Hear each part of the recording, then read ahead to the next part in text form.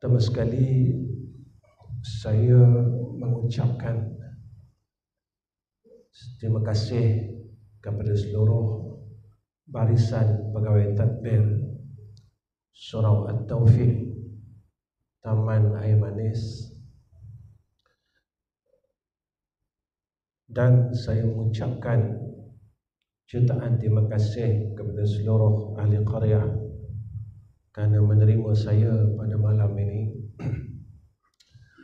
Kedatangan saya pada malam ini bukannya untuk mengajar tuan-tuan, kerana saya bukan orang alim. Orang yang ada ilmu, maka dia boleh memberi ilmu kepada orang yang tidak ada ilmu. Tetapi saya bukan orang alim seperti yang diwawarkan oleh pengerusi majlis. Saya cuma seorang insan yang nak balik bertemu dengan Allah, lalu kita berkisahkan perkara untuk pertemuan kita kepada Allah. Ini yang Allah nyatakan dalam suratul Kahfi, faman kana yarju liqa rabbih falyamal amalan salihan wa la yusyrik bi'ibadati rabbih ahada. Jadi tuan-tuan, tajuk yang surau bagi pada saya ni sebenarnya berat, sebab saya bukan orang pandai. Jadi sebelum kita sama-sama bincang pasal tajuk ni, saya ta'aruf dulu diri saya. Nanti tuan-tuan dah kenal, senang. Kalau jumpa kat mana-mana boleh tegur. Sebab ta'aruf ini sunnah. Nama penuh saya Ahmad Rizam bin Ghazali. Mungkin tuan-tuan kenal ayah saya. Mungkin sebahagiannya pernah jadi murid ayah saya, iaitu Ustaz Ghazali bin Hasbullah. Saya lahir di Batu 40 Sabak Bernam, dan saya sekolah di Sekolah Hir Johari Sabak Bernam sekitar tahun 70-an ke 80-an. Alhamdulillah, kampung saya asalnya sebelah mak di Kampung Baru, Sabak Bernam, Selangor. Itu saya tanya dengan Tuan Haji tadi, Taman Air Manis ni dah berapa tahun? 10 tahun. Saya kata patut saya tak tahu. Sebab dulu Sabak Bernam ni tak ada apa pun. Sekarang ni Masya Allah, sekitar tahun 70-an dulu tak ada apa. Awal 80-an dulu tak ada apa Sabak Bernam ni. Tak ada siapa nak duduk Sabak Bernam. Rumah murah yang pertama di Sabak Bernam, kalau tak silap saya, Taman Sabak Bernam belakang Caltech. Kemudian wujudnya satu rumah PKNS berhampiran dengan sekarang hospital daerah Sabak Bernam.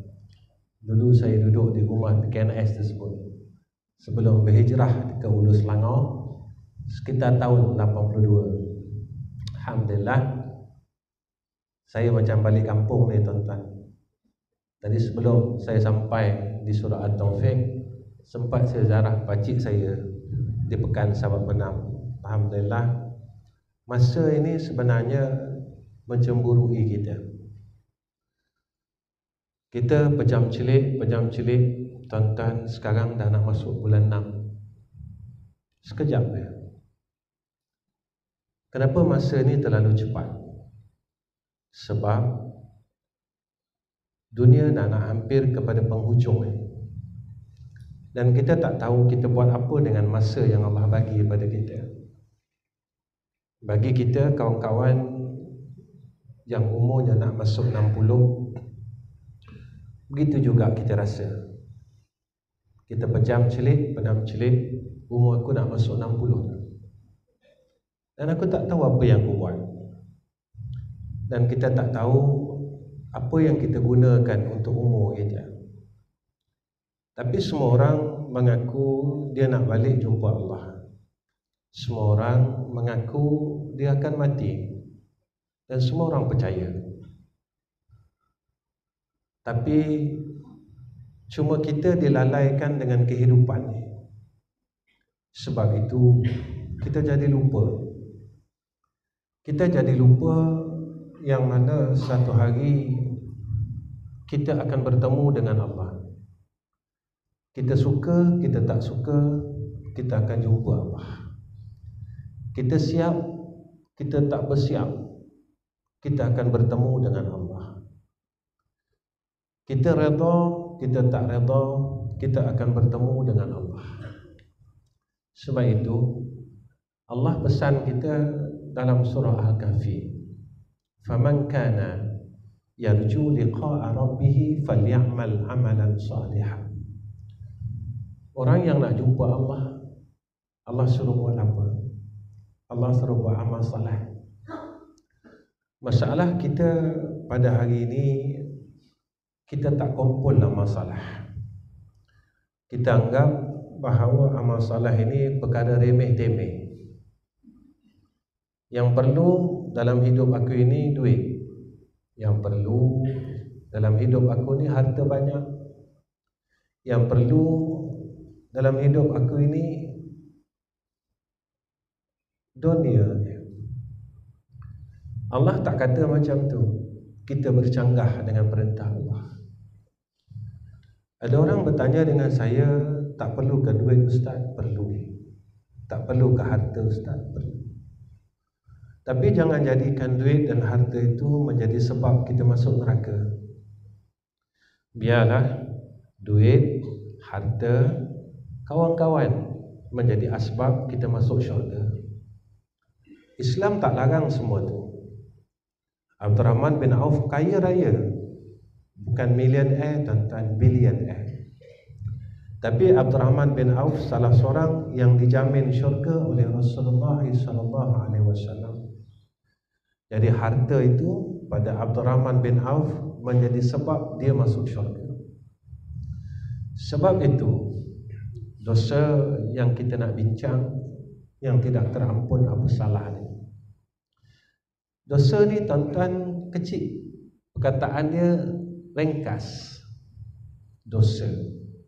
Jadi orang dengar tak ada apa-apa. Allah ni sayang dekat kita. Setiap minggu kita akan sujud sejadah pagi Jumaat. Allah cerita kat kita apa itu dosa. Di mana ayat dia? Walau tara idzil mujrimuna nakisu ru'usihim 'inda rabbihim Rabbana absarna wa sami'na farji'na na'mal salihan inna muqinun. Ini cerita orang ada dosa yang kita anggap benda ni tak ada apa-apa. Apa kata Allah? Besok hal keadaan orang yang mujrimun, orang yang dosa banyak. Apa yang berlaku kepada mereka? Nakisu ru'usihim 'inda rabbihim. Dalam kitab, dalam tafsir Al-Jalalain disebut kepada kita orang yang dosanya banyak, dia akan benamkan mukanya ke bumi ni, dia malu nak angkat. Nakisu ru'usihim 'inda rabbihim. Dia malu nak angkat di hadapan Allah. Dia benamkan mukanya ke tanah. Dia sorokkan mukanya ke tanah. Kemudian dia kata apa di hadapan Allah? Rabbana absarna. Ya Allah, Tuhan kami dah tengok neraka kau. Rupanya masa dalam dunia ini, bila Allah ingatkan kepada kita, kita buat tak tahu tentang neraka Allah. Sebab itu selepas kita sujud sejadah, Allah bagi tahu kita pasal neraka. Wa فأما الذين فسقوا فمأواهم النار كلما أرادوا أن يخرجوا منها أعيدوا فيها وقيل لهم ذوقوا عذاب النار الذي كنتم به تكذبون. Orang dosa banyak. Mereka ini Allah campak fama'wahumun nar, masuk dalam neraka. Ketika semua orang masuk dalam neraka, tuan-tuan, apa yang orang neraka ni buat? Kita tengok sekarang ini. Ketika besok di padang mahsyar kita akan tengok. Sebab itu kita kata Rabbana absarna, ya Allah, kami dah tengok dah neraka Engkau. Kami dah tengok bagaimana akan perilaku ahli neraka Engkau. Salah satu yang Allah sebut dalam Quran, bagaimana keadaan ahli neraka, kullama aradu an yakhruju minha. Rupanya orang yang dalam neraka Allah, aradu an yakhruju minha, mereka panjat neraka Allah, mereka nak keluar neraka Allah.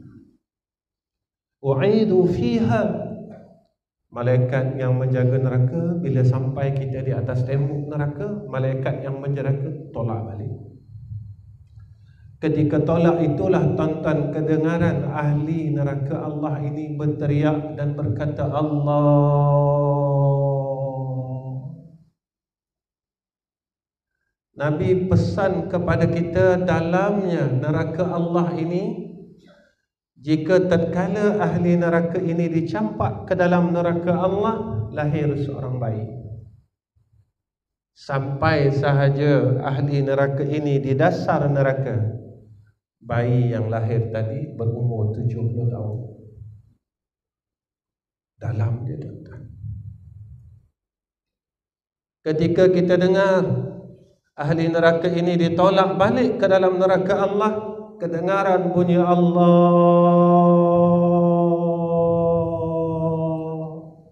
semakin sayang, semakin sayang.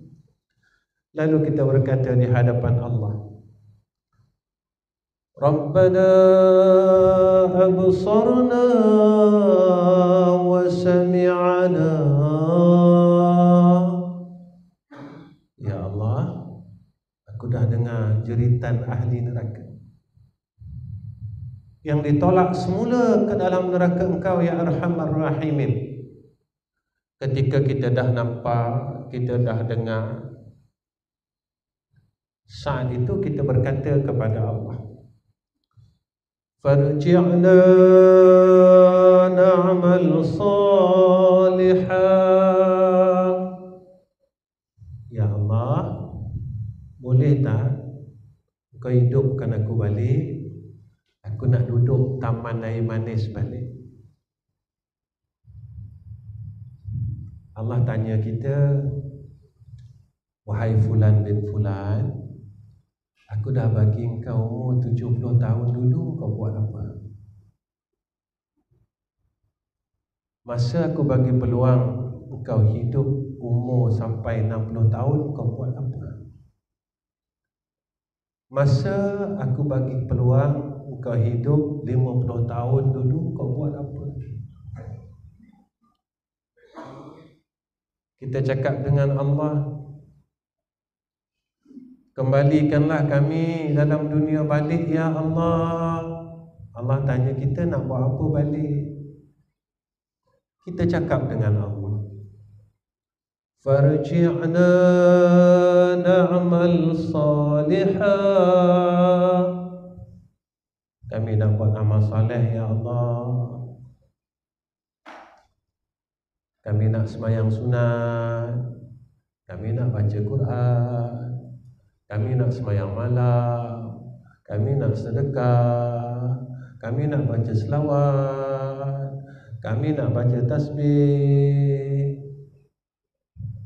Masa kau hidup dulu kau buat apa? Aku bagi kau mulut free. Aku bagi kau mata tak kena bayar. Aku bagi kau telinga tak kena bayar pun. Aku bagi kau tangan tak kena bayar. Aku bagi kau kaki tak perlu bayar pun. Aku bagi semua nikmat yang ada pada engkau tak perlu bayar. Dan nikmat yang aku beri kepada engkau dalam hidup engkau sekitar umur engkau 70 tahun. Tiap-tiap hari engkau minta lagi dengan aku. Hari-hari kita minta dengan Allah, ya Allah, boleh tak luaskan rezeki aku lagi? Ya Allah, aku ni bujang, aku nak kahwin. Allah bagi kahwin. Dah kahwin minta lagi. Ya Allah, aku dah kahwin 4 tahun, takkan tak ada anak. Allah bagi anak, tuan-tuan, kita minta. Udah ada anak, tuan-tuan, anak kita dah besar, kita minta lagi. Ya Allah, anak aku dah besar, takkan dia tak kahwin? Kalau dia tak kahwin, aku tak dapat cucu, ya Allah. Kita minta lagi. Kita terus minta, terus minta, terus minta. Tuan-tuan, Allah tak minta banyak dengan kita. Allah minta kita jadi orang baik dan buat amal saleh. Permintaan kita berjuta-juta, tapi kita nak semayang sunat ba'diyah maghrib pun tak boleh. Permintaan kita, kalau manusia dengan manusia, permintaan yang terlalu melampau. Lepas minta, minta, lepas minta, minta, lepas minta, minta. Tapi kita masih gagal jadi hamba yang baik. Kita masih gagal jadi hamba Allah yang Allah minta kita supaya jadi hamba dia. Mana? Ini penjelasan Allah. Wa ma khalaqtul jinna wal insa illa liya'budun. Dan tidak aku ciptakan jin dan manusia melainkan buat ibadat.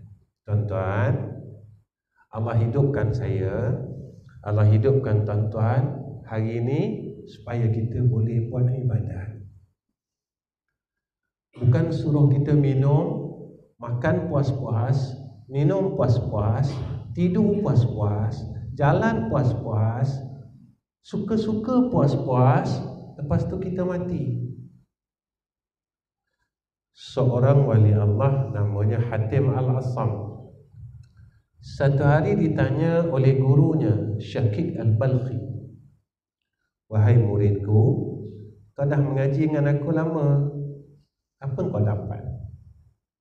Dia cerita satu dia. Saya ceritakan satu daripada 8 faedah yang disebut oleh Hatim Al-Assam. Wahai guruku, apa yang aku dapat macam ni. Aku melihat manusia di sekelilingku. Ada yang cinta itu, ada yang sayang ini, ada yang sayang harta, ada yang sayang manusia, macam-macam yang dia sayang. Tapi bila aku lihat sewaktu mereka mati, perkara yang mereka sayang satu pun tak ikut mereka ke liang lahat. Satu pun tak pernah setia dengan mereka. Satu pun tak pernah jadi sahabat yang sejati. Maka kata gurunya, apa yang kau dapat? Siapa sahabat sejati engkau? Maka aku melihat amal saleh itulah sahabat sejatiku. Gurunya bertanya kepada Hatim Al-Assam, kenapa amal saleh? Harta yang aku sayang, masa aku senang dia ada je. Kawan yang aku sayang sangat, masa aku senang dia ada je. Tapi masa aku susah dia tak ada. Begitu juga harta. Masa aku senang dia ada dengan aku, tapi masa aku susah harta tu tak ada. Tapi ada satu kawan, masa senang dan masa susah dia ada. Maka siapa dia? Kata Syaqiq Al-Balqi, amal saleh. Masa bila kau susah?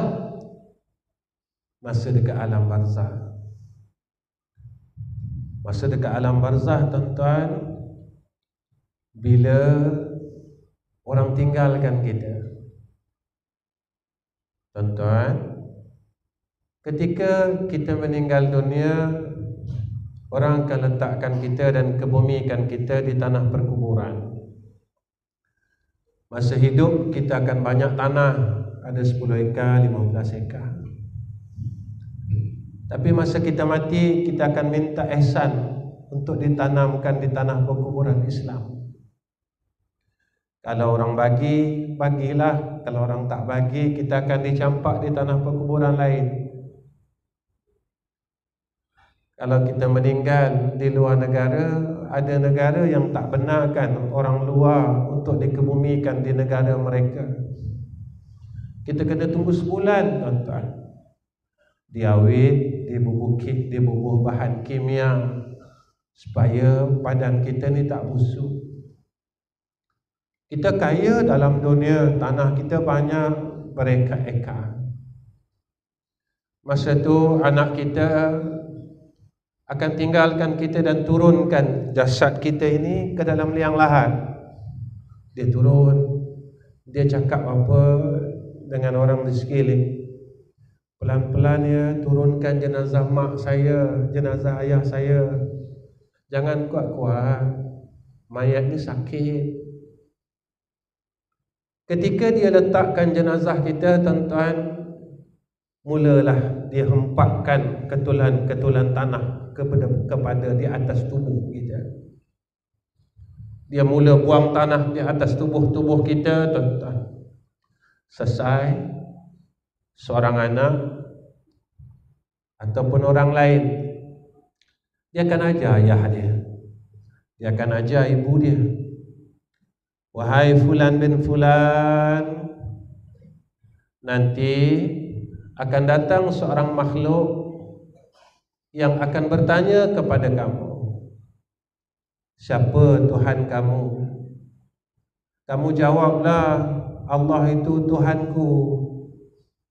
Wahai ayah dan wahai ibu, jangan kamu bergementar dan jangan kamu takut, karena itu adalah malaikat yang akan datang bertanya dengan kamu soalan-soalan yang telah dinyatakan oleh Rasulullah SAW. Habis semua, tuan-tuan, mereka tinggalkan kita. 7 langkah Nabi kata. Tak, tak, tak, tak, tak, tak, tak, tak. 7 langkah. Masa itulah sahabat yang kita cinta ini datang. Allah tasawurkan, Allah rupakan seperti seorang pemuda, bagi laki-laki seorang pemuda yang tampan. Lalu kita tanya, kau siapa? Dia jawab, kau tak kenal aku ke? Aku tak kenal kau. Aku tak ada kawan macam kau. Dia kata apa? Masa engkau hidup dulu, semua orang tinggalkan aku, tapi engkau aja yang tak tinggalkan aku. Masa engkau hidup dulu, semua orang tak nak aku, tapi engkau aja yang nak aku. Cakaplah engkau siapa? Akulah amal soleh kau. Masa ini semua orang tinggalkan kau, kau dalam keadaan yang susah, duduk pada tempat yang gelap dan sempit. Hari ini aku akan temankan kau sehingga hari kiamat, kata amal saleh.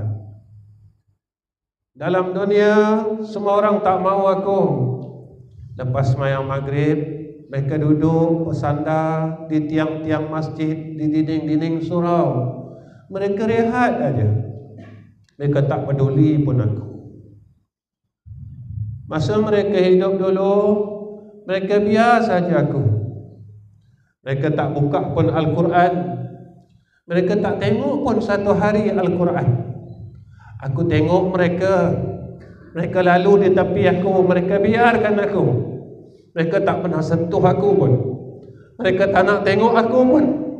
Tetapi engkau tak meninggalkan aku. Hari-hari engkau peluk aku. Hari-hari engkau pegang aku.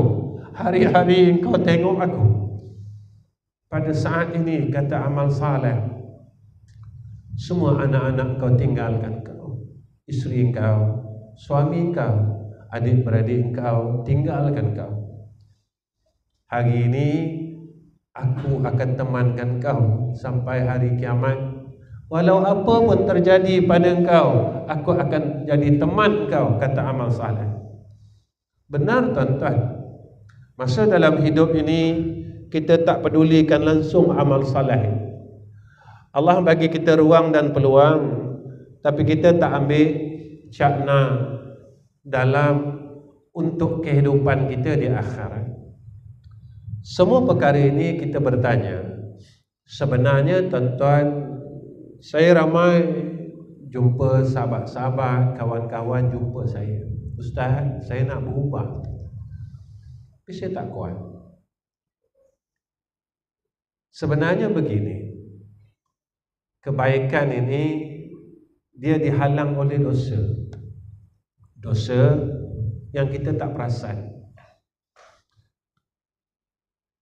Dosa ni, ada dosa yang orang pandang itu dosa, tapi ada dosa yang orang pandang itu bukan dosa, tapi dia dosa. Kalau kita tak sembahyang, minta ampun, selesai tuan-tuan. Kalau kita tak puasa, minta ampun, nanti qada, selesai. Kalau kita tak bayar zakat, nanti kita minta ampun, kemudian kita bayarlah, selesai. Tapi ada dosa yang ditangguhkan, yang semua orang tak perasan. Itu satu. Ada dosa yang orang tak perasan tu dosa.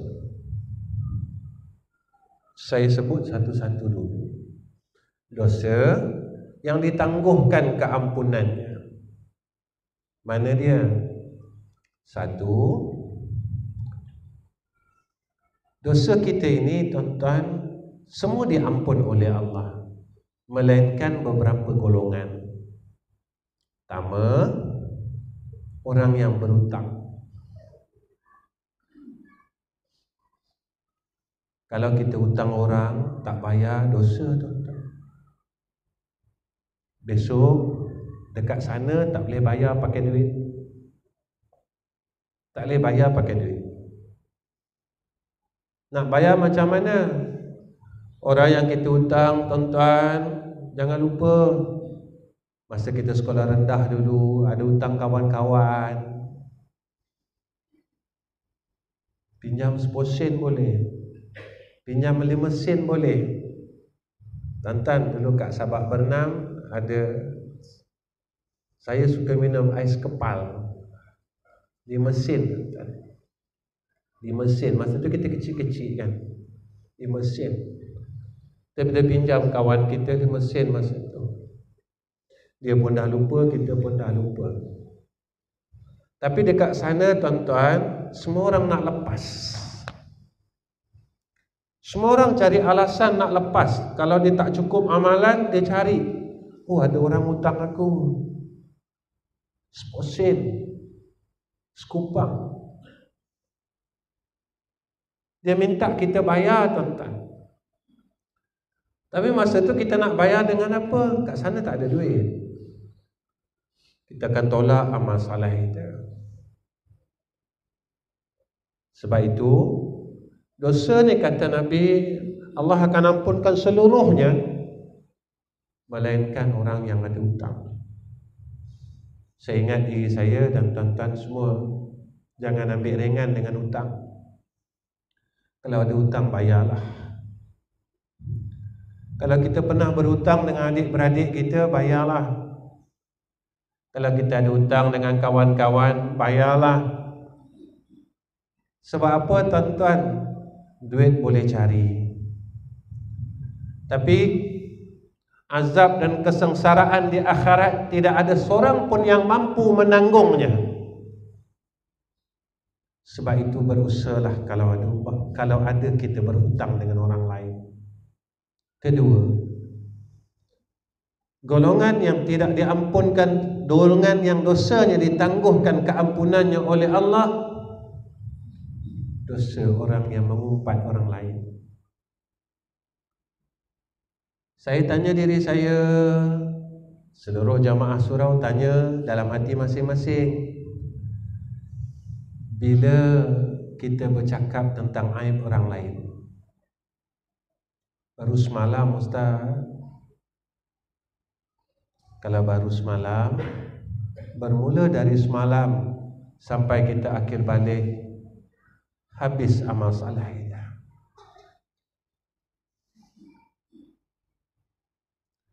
Allah berikan kepada orang yang baru kita buka aib itu. Dan Nabi kata, dosa orang itu Allah berikan kepada kita ketika kita mula mendengar keburukan orang lain. Pada ketika itu seluruh amal saleh kita habis dan dosa kita semakin bertambah. Begini, tuan-tuan, saya tanya diri saya dan tuan-tuan tanya diri tuan-tuan. Saya umur nak sampai 60. Dalam hidup kita, berapa orang yang kita pernah umpat? Baik, 1. Berapa orang yang pernah kita minta maaf?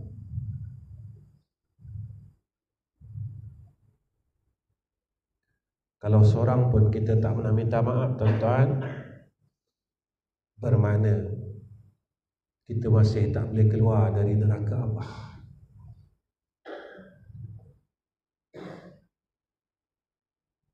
Kita masih tak boleh keluar daripada neraka Allah Subhanahu wa ta'ala. Lalu kita berkata begini, Ustaz, alah, masuk neraka tak apa, nanti akhir masuk syurga. Tuan-tuan, dengarlah. Ketika kita pernah masuk neraka, tuan-tuan, dan akhirnya kita masuk syurga sebab kita ada iman walaupun sebesar zarrah. Kita masuk je pintu syurga, ahli syurga semua bercakap bersama mereka, itu bekas ahli neraka.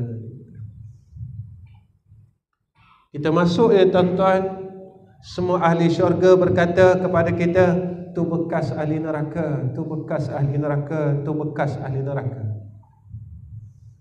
Macam inilah Allah tunjuk kepada kita misal kehidupan ini. Kita pernah masuk penjara, lepas keluar penjara kita balik kampung. Orang kampung pandang kita macam mana?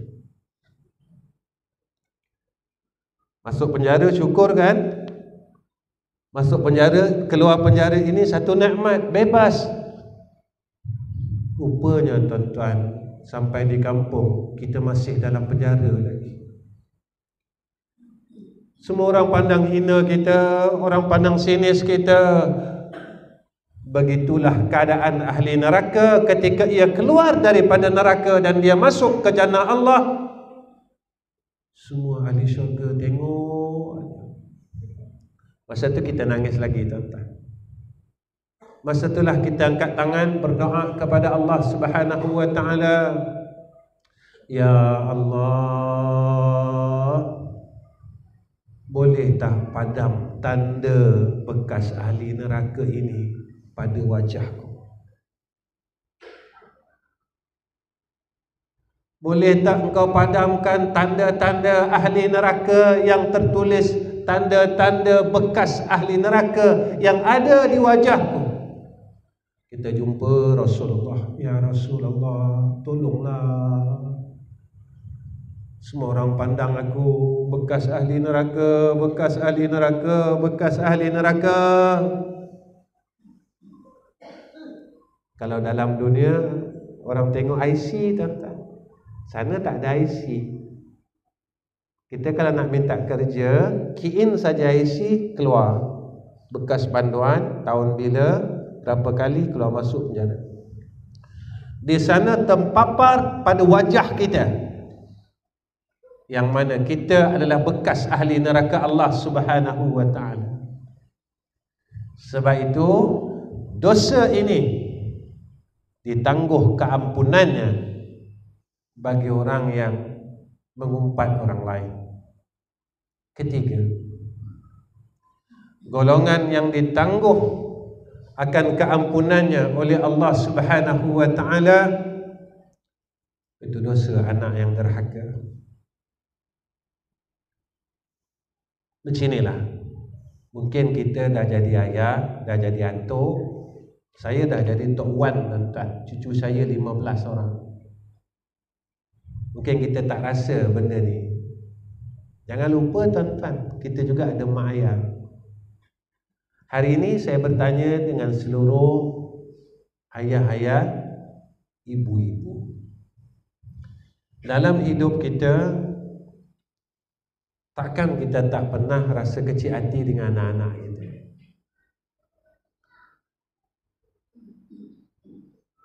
Kadang-kadang raya baru ni mereka balik pun mereka ada buat benda kecil hati dekat kita.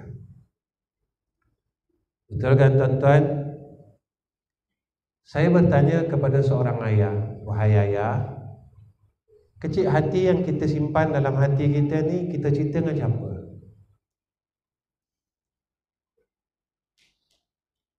Kita simpan ni, tuan-tuan. Kadang-kadang kita dah simpan 10 tahun dah. Kadang-kadang kita dah simpan 20 tahun dah.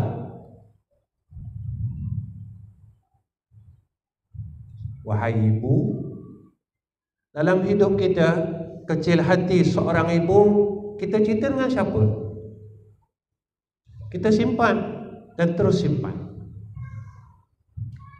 Tuan-tuan, kalau kita sendiri simpan, ayah kita dulu tak simpan, ibu kita dulu tak simpan.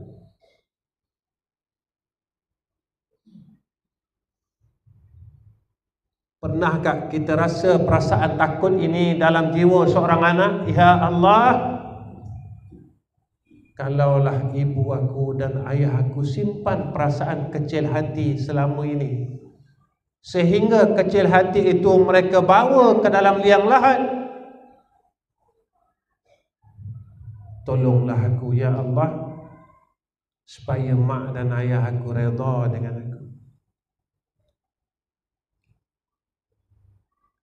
Kita yang masih hidup ini simpan kecil hati kepada anak-anak kita, laki-laki dan perempuan. Tetapi ibu-ibu, ayah, perasaan ini ada pada setiap insan yang bernama ayah dan bernama ibu. Lagi-lagi kita, tuan-tuan, yang telah meningkat umurnya, kita mula balik kepada asal. Kita mula rasa kecil hati. Kita mula rasa supaya anak-anak kita selalu tengok kita. Sampai kita kata dengan isteri kita,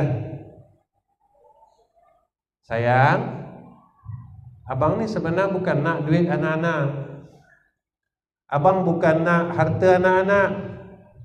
Cukuplah kalau anak-anak ni dapat balik tengok kita sebulan sekali. Cukuplah kalau anak-anak ini bertanya kabar akan kita berdua. Apa kabar ayah? Ibu sehat? Ayah sehat? Cukuplah kalau mereka bertanya kepada kita, ayah dah makan belum? Ibu dah makan belum? Cukuplah kalau anak-anak kita bertanya kepada kita, bagaimana keadaan ayah hari ini? Kita tak perlukan harta mereka, kita tak perlukan duit mereka. Sebenarnya ketika umur kita mula sampai kepada asalnya, Ketika itu kita selalu tanya hal anak-anak kita. Kita selalu tanya hal anak-anak kita. Tuan-tuan, saya berpesan kepada seluruh anak-anak yang ada. Sebenarnya, jadikanlah ibu dan ayah ini sebagai pintu syurga kalian. Jadikanlah anak-anak, jadikanlah ibu dan ayah kalian sebagai pintu syurga kalian. Dan janganlah tutup akan pintu syurga yang telah dibuka oleh Allah Subhanahu wa ta'ala untuk seorang anak. Tuan-tuan kenal siapa Uwais Al-Qarni? Uwais Al-Qarni ini tuan-tuan seorang sahabat yang duduk pada zaman, yang hidup pada zaman Rasulullah sallallahu alaihi wasallam. Tapi Uwais Al-Qarni tidak pernah bertemu dengan Rasulullah sallallahu alaihi wasallam. Orang tanya, kenapa Uwais Al-Qarni ini tidak pernah bertemu dengan Rasulullah? Padahal dia hidup zaman Nabi.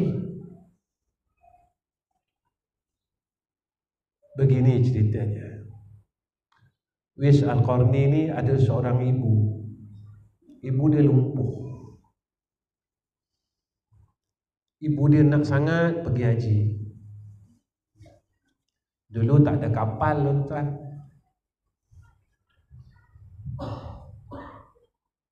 Tempat Uwais Al-Qarni di Yaman. Kalau nak buat haji di Mekah jauh, tuan. Ibu tak boleh jalan. Uwais Al-Qarni terpaksa dokong ibu dia. Sebelum nak sampai musim haji, tuan-tuan, apa Uwais Al-Qarni buat? Uwais Al-Qarni tiap-tiap hari diangkat anak lembu. Tiap-tiap hari diangkat anak lembu berbatu-batu kemudian balik. Orang kata Uwais gila, angkat anak lembu. Tuan-tuan tahu, rupanya dia sedang berlatih nak angkat ibunya daripada Yaman ke Makkah.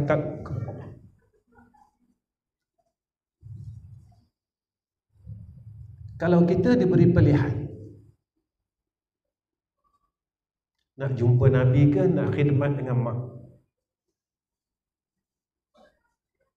kita akan tinggalkan mak kita.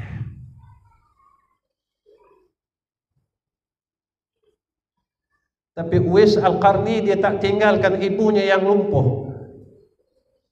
Sampai saja bulan haji, Uwais Al-Qarni dokong ibunya di bahunya, tuan-tuan, daripada Yaman ke Makkah Al-Mukarramah.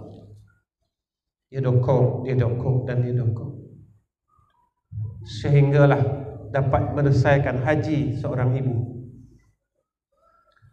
Tuan-tuan tahu tak hebatnya Uwais Al-Qarni? Dia tak pernah jumpa Nabi, tapi Nabi kenal Uwais Al-Qarni. Pelik, tuan-tuan. Satu hari Nabi berpesan kepada Sayyidina Umar Ibn Khattab, wahai Umar, kau tolong cari orang ni, nama dia Uwais Al-Qarni. Dia daripada mana? Dia daripada Yaman. Dan dia ada satu tanda kat tubuh dia, duit 10 sen bekas sopak, tuan-tuan. Maka Sayyidina Umar bin Khattab ini, tuan-tuan, dia tunggu setiap kabilah yang datang daripada Yaman. Dia tunggu, dia cari. Kenal tak orang ni? Tak ada. Satu hari, tuan-tuan, lama dia nak tunggu, dia cari. Dia tunggu kabilah daripada Yaman. Kebetulan Uwais Al-Qarni ini ada dengan kelompok kabilah tersebut. Lalu dia tanya, adakah engkau Uwais Al-Qarni? Ya. Kenapa kau cari aku? Dan kau siapa? Kata Sayyidina Umar bin Khattab, akulah sahabat Rasulullah sallallahu alaihi wasallam. Sayyidina Umar bin Khattab menangis. Uwais Al-Qarni, tuan-tuan. Apa kata Uwais Al-Qarni? Wahai Umar, Siapakah aku untuk kau datang bertemu dengan aku, walhal engkau adalah sahabat yang paling hampir dengan Rasulullah sallallahu alaihi wasallam. Ketika Uwais Al-Qarni berkata sedemikian, apa kata Sayyidina Umar? Wahai Uwais Al-Qarni, sebenarnya aku datang ini atas perintah Nabi. Terkejut Uwais Al-Qarni. Uwais Al-Qarni, aku tak pernah jumpa Nabi Muhammad, aku tak pernah tengok muka Nabi Muhammad. Apakah engkau berbohong ya Umar?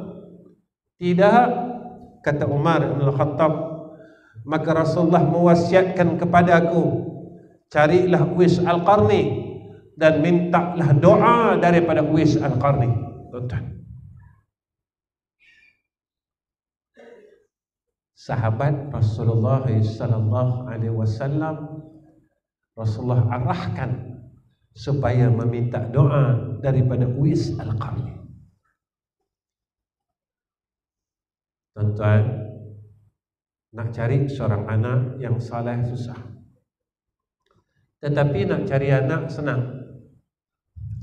Nak dapat anak yang saleh dan salehah susah, tuan-tuan. Beginilah, kita seorang ayah, setiap kali anak-anak kita inginkan sesuatu, kita usaha sampaikan hajat anak-anak kita. Betul kan tuan-tuan?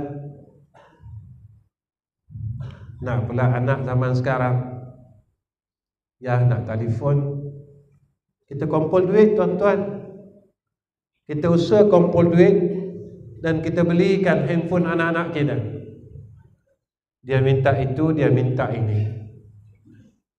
Kita tak minta banyak pun daripada anak ini, tapi mereka tidak mampu memberikan apa yang kita minta. Kita minta agar mereka jadi anak yang saleh dan anak yang saleh. Tuan-tuan, antara dosa yang kita terlepas pandang yang ianya satu dosa. Ini nak dekat pukul 9 ni tuan-tuan, saya pun nak balik. Apa dia tuan-tuan? Dosa rasa diri itu baik.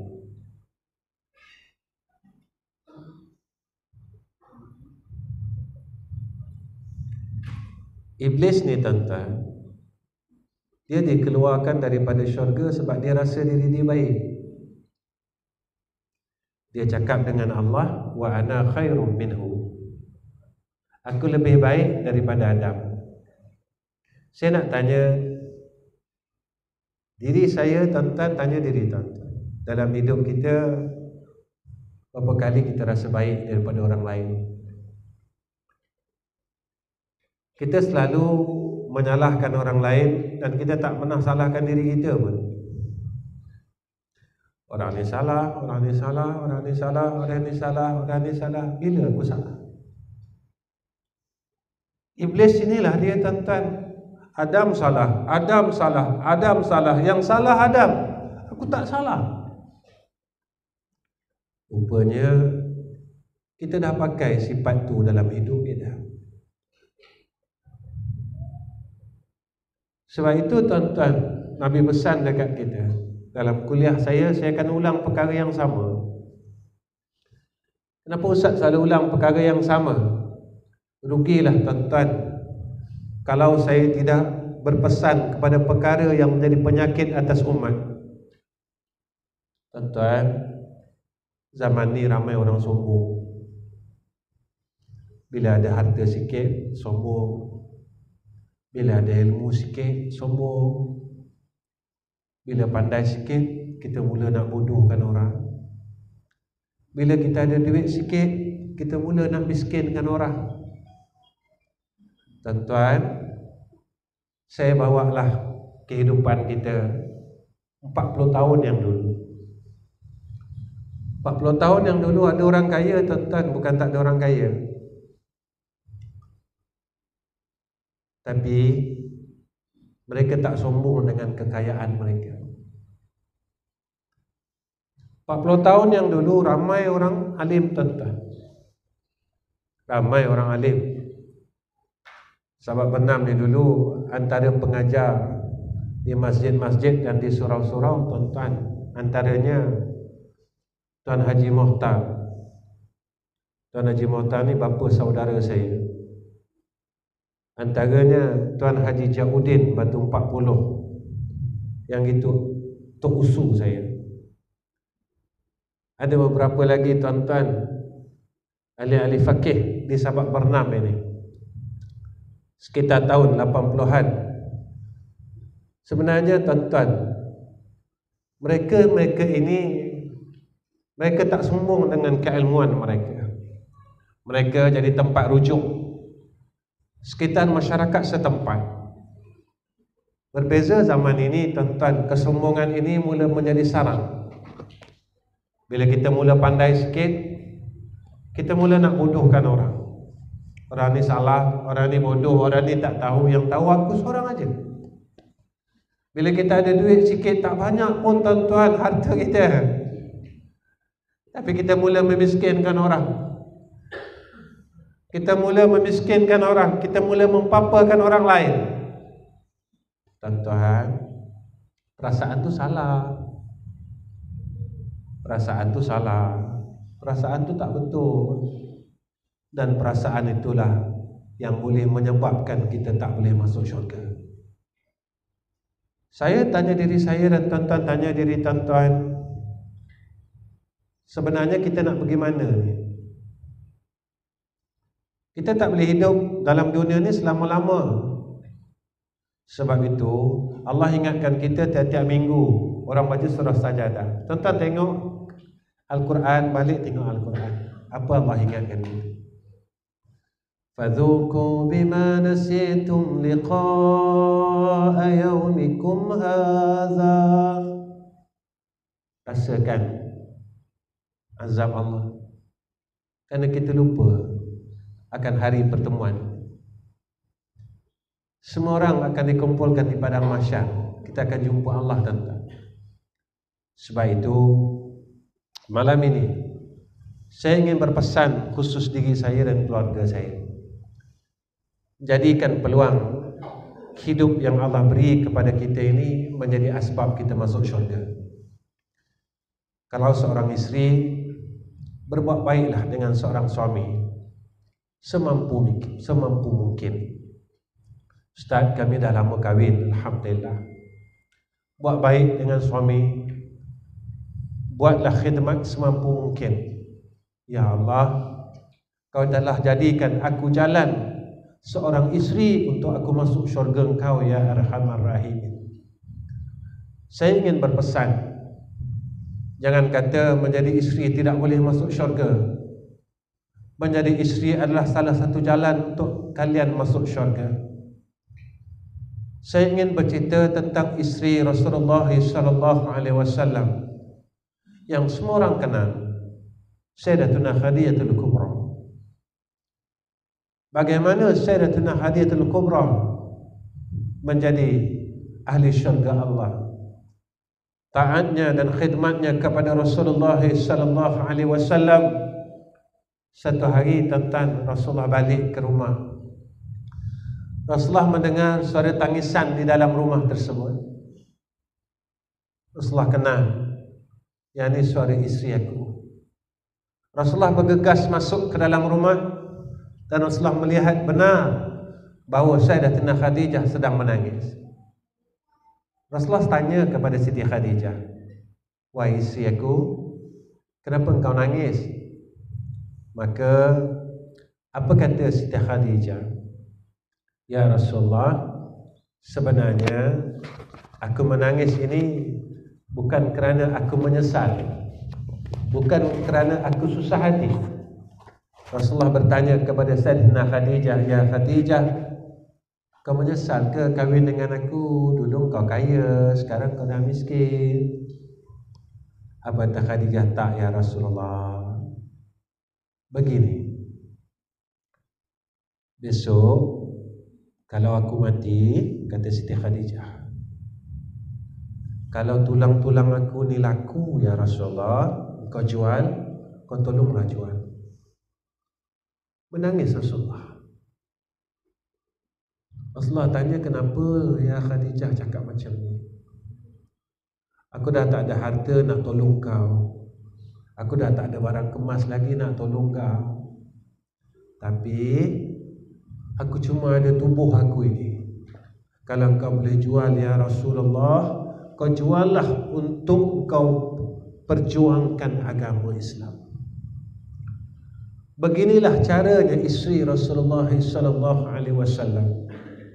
Malam ini saya seru kepada sekalian muslimat, jadikan gelaran seorang isteri itu menjadi asbab kita masuk syurga.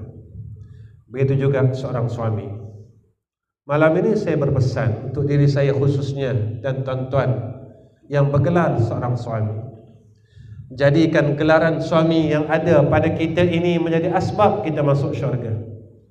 Tuan-tuan, Rasulullah cukup sayang isteri dia. Rasulullah tak pernah tengking isteri dia. Rasulullah tak pernah tinggi suara pada isteri-isterinya. Rasulullah cukup sayang isterinya. Khususnya Rasulullah cukup sayang kepada Khadijatul Kubra. Maka mana tanda sayangnya Khadijatul Kubra? Rasulullah sayang sangat kepada Khadijah setelah wafatnya Sayyidatina Khadijah. Rasulullah sentiasa sebut-sebut kebaikan Khadijah.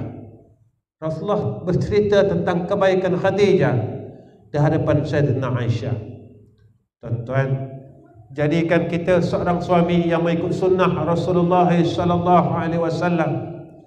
Lalu orang bertanya kepada saya, Ustaz, isteri saya bagian dan bagian.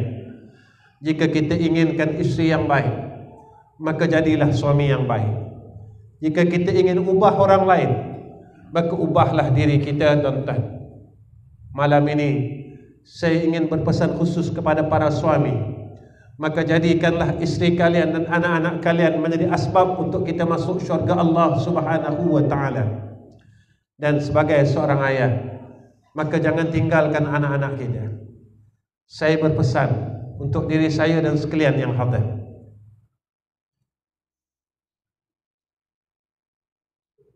jangan lupa peluk anak-anak kita. Kita seorang ayah jangan ego, tuan-tuan. Tuan-tuan tahu apa Rasulullah buat? Tuan-tuan, sunnah ini bukan hanya pakai serban. Sunnah ini bukan hanya pakai jubah, tidak. Tuan-tuan tahu tak apa Rasulullah buat pada anaknya? Rasulullah ada anak yang sempat membesar, ada beberapa orang. Yang lama hidup dengan Nabi seorang, Fatimah Az-Zahra. Tuan-tuan, apa yang Rasulullah buat dengan Fatimah? Setiap kali Rasulullah nak musafir, Rasulullah akan peluk Fatimah. Rasulullah akan cium Fatimah. Bila Rasulullah dah balik daripada musafir, Rasulullah akan peluk Fatimah. Rasulullah akan cium Fatimah. Sebab itu, saat Rasulullah meninggal, Fatimah Az-Zahra menangis teresak-esak di sisi tubuh ayahnya. Ketika Rasulullah sakaratul maut, Rasulullah nampak Fatimah nangis, tuan-tuan. Tuan-tuan, kita tengah sakit, bila kita tengok anak perempuan kita nangis, anak laki-laki kita nangis, sampai hati tak kita, tuan-tuan?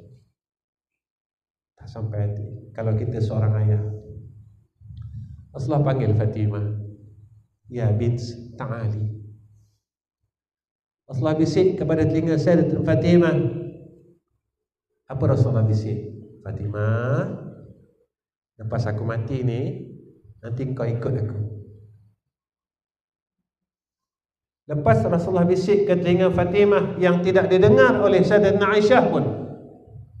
Ketika itu Sayyidatina Aisyah ada di sisi Nabi Muhammad sallallahu alaihi wasallam.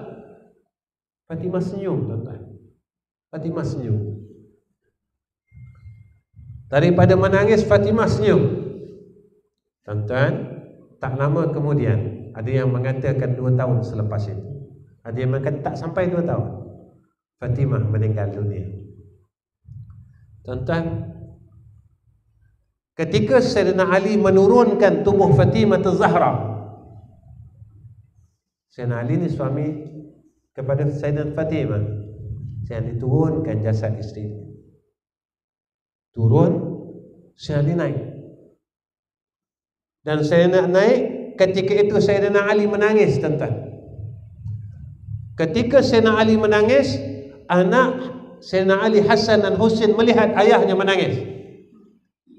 Lalu Hasan dan Husain tanya kepada Sayyidina Ali, "Ayah, kenapa ayah nangis? Ceritalah dekat kami sebab apa ayah nangis." Diam Sayyidina Ali. Ketika itu Sayyidina Ali berkata kepada Hasan dan Husain,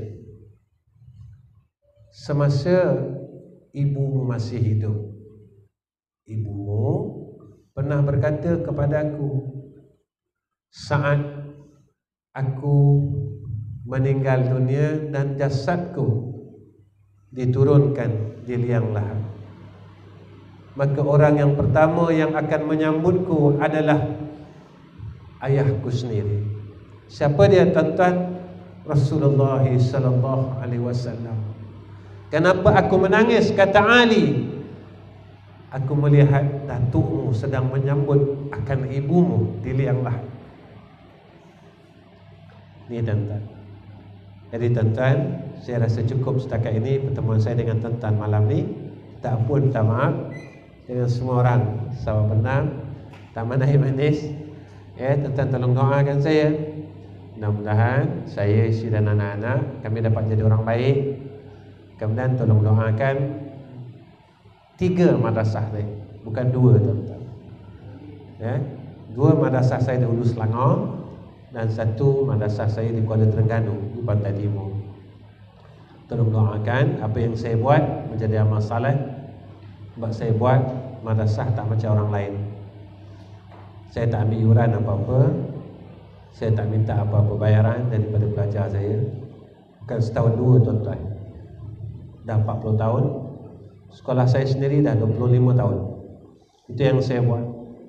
Kenapa saya buat macam tu, tuan-tuan? Saya bukan orang kaya, saya tak ada aset apa-apa. Saya kebun sawit pun tak ada, apa pun tak ada saya, tuan-tuan. Saya tak ada apa-apa harta yang menjadi aset dalam hidup saya, tak ada. Kalau tuan-tuan tak tanya, tuan-tuan tak percaya, tuan-tuan tanya adik saya. Adik saya ni yang ikut saya, adik saya, tuan-tuan. Tanya dia, betul ke apa Ustaz cakap ni? Tantah dia ada petrol pump ke? Tantah dia ada ke? Cakap aja tak ada apa-apa. Tuan-tuan tanya dia. Dia dah hidup ikut saya lama. Saya buat ini, tuan-tuan, sebab saya nak tolong orang. Saya dulu mengaji pun susah. Jadi sebab saya nak tolong orang, saya tahu orang susah sekarang. Orang kat luar ni macam-macam keadaan. Ada orang yang nak susah nak beli susu anak, ada orang dihalau daripada rumah, tak boleh bayar sewa. Sekarang orang tengah susah, tuan-tuan. Susah, tuan-tuan, sekarang. Sebab itu, kalaulah besok kita ditanya oleh Rasulullah sallallahu alaihi wasallam, ketika umat aku sedang susah, kamu buat apa? Kamu tengok je kan? Kita kena buat kerja, tuan-tuan, walaupun tak banyak tapi sikit. Tolong doakan ya, insya-Allah. Jadi wa akhir kalam, assalamualaikum warahmatullahi wabarakatuh.